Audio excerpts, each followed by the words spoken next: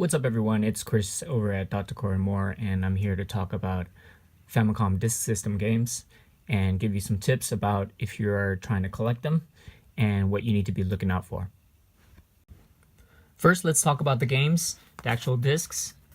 So these are rewritable, and in the 80s they had, or some retailers had these Famicom Disk station booths where you can put in a disc and put a different game on it. So when you do buy these, you want to first make sure that it's the actual game on the disc, because I'm sure there are many stories where people have bought something and another game was on it, and that would really suck for you. Okay, next let's talk about protection of these discs. There are a lot of different ways that these are sold on auctions or by actual people at gaming events or whatever. What the very bare minimum that you'll get is an unprotected disc, and you want to look out for these because unfortunately some of these have errors, like this. I got this off auction. I'm pretty thankful that it was cheap. This is the Japanese version of Jackal, and I bought it as is. And when I popped it into the Famicom Disk System, it gave me an error. So you want to be careful buying unprotected discs like this. The bare minimum of protection is this sleeve here. So all games that were brand new back in the day, they came with a lot of two ways to protect it. One of the ways was here, this little cover. And it just protects the actual data part right there. One thing you want to be careful is if you mishandle it, it slips out extremely easily like that. Then here is another way to protect it. I think this is the better way versus this, because it actually closes and it has kind of a latch. All right, so this is the next best way to protect it. So if you can, get your games in one of these plastic cases. Now let's talk about this in terms of collectability. Earlier we saw the Doki Doki Panic with just the sleeve, all right, like this. Not much collectability, but it is good to have the game. Next, here we have Doki Doki Panic in the plastic case that I like, but also we have it with the jacket. I think the jacket is a really good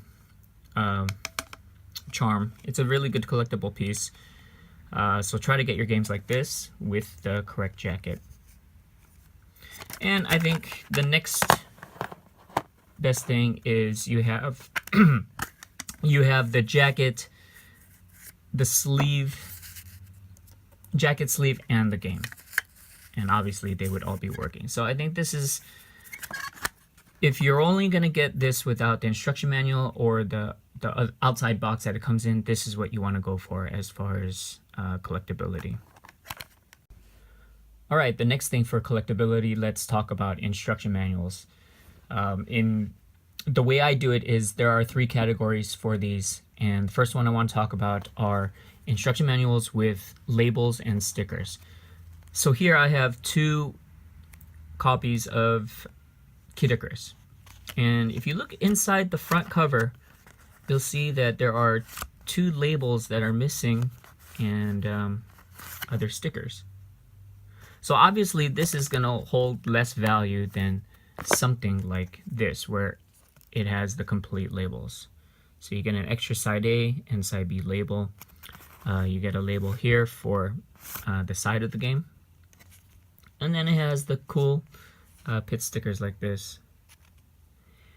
Not all Famicom games or Famicom Disk System games come with these stickers. A lot of them are just strictly Nintendo, but I think Castlevania for Konami has the stickers as well. So this is the, if you are a true CIB collector, you're gonna want to find manuals that have the labels and stickers. And yeah, they're really, really cool. I'll show you some of them later from the Nintendo games. Okay, next up are this is the second kind of manual that I want to talk about, and it's the manual, good manual without any stickers. So most of the games for the Famicom Disk System came in like this, where there's no labels. It's just the instruction manual. Then the third one, this is an alternative manual, and this is a Bubble Bobble, as you can see. Right, so this was not the real manual for Bubble Bobble. They actually had one where it was colored and not in this green and pink text. But there was also a Bubble Bobble manual where it was a fold out, where this one is a booklet style. It's not really holding together very well. But yeah, there's two kinds for the alternative. There's a fold out and there's a booklet style. But again, this is just the alternative. It's not the real one with the full color. Again, if you're looking for a CIB, look for the one with the color. All right, so here's my collection of CIB instruction manuals that I have. We had already seen Kid Icarus, but here's the Zelda one. So again, extra labels for the disc and some really nice pictures of Link. Very classic. That's a classic pose. If you haven't done so, you could check out my posters for the Famicom Disk System, and you could see a really cool poster of Link. Okay, next up, I have the Murasame. I have the Murasame Castle CIB instruction manual. All right, some extra labels and stickers. Pretty cool. Metroid.